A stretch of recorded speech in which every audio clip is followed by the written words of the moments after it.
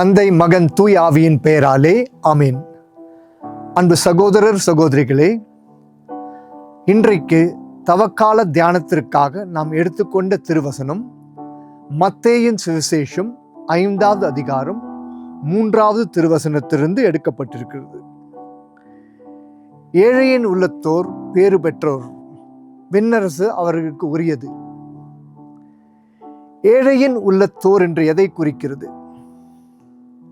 பொருளாதார ஏழைத்தனத்தை குறிப்பதில்லை. மாறாக நம்மை தாழ்த்தி கொண்டு கிறிஸ்துவை நாம் உயர்த்தும் பொழுது நமக்கு கிடைக்கின்ற பரிசு விண்ணகமாக இருக்கிறது. இன்றைக்கு இந்த மலை பிரசங்கத்தில் இயேசு கிறிஸ்து விண்ணகத்தை நாம் அடைவதற்கான நல்ல ஒரு ஆலோசனையை தருகிறார். நம்மை தாழ்த்தி கொள்ள வேண்டும். ஏழையரின் உள்ளத்தில் என்பது ஆவியில் நாம் நம்மை தாழ்த்தி கொண்டு தூய ஆவியை நம்மை ஆட்கொள்ள செய்ய வேண்டும். மனிதனுடைய ஆவி நமக்குள்ளாக செயல்படுகிறது, தூய ஆவியும் நமக்குள்ளாக செயல்படுகிறது.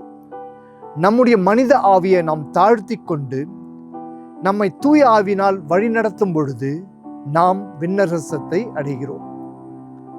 தூய ஆவியானவர் என்ன செய்கிறார்? நாம் என்ன செய்ய வேண்டும், என்ன செய்யக்கூடாது என்று நம்மை வழிநடத்துகிறார்.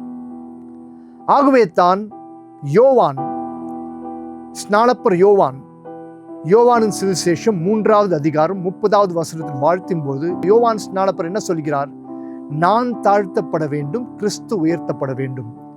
நம்முடைய நிலையை, மனித நிலையை நாம் தாழ்த்தி கொண்டு நமக்குள்ளாக வாசம் செய்யும் தூய ஆவியானவரை வளர்த்தும் பொழுது நாம் விண்ணரசத்தை அடைகிறோம். அது விண்ணரசை சேர்வதற்கு ஒரு பாதையாக இருக்கிறது.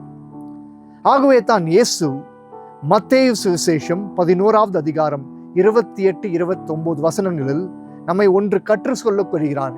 எதை கற்றுக்கொள்ளக் கொள்கிறார்? நாம் நம்மை தாழ்த்தி கொண்டு இயேசுவை உயர்த்த வேண்டும்.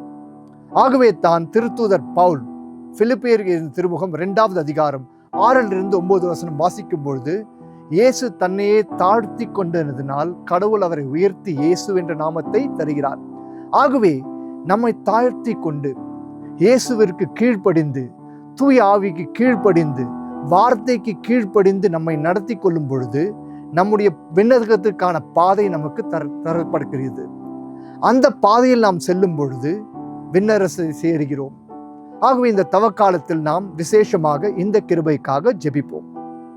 பிதா, சுதன், பரிசுத்த ஆவியின் பெயராலே ஆமென்.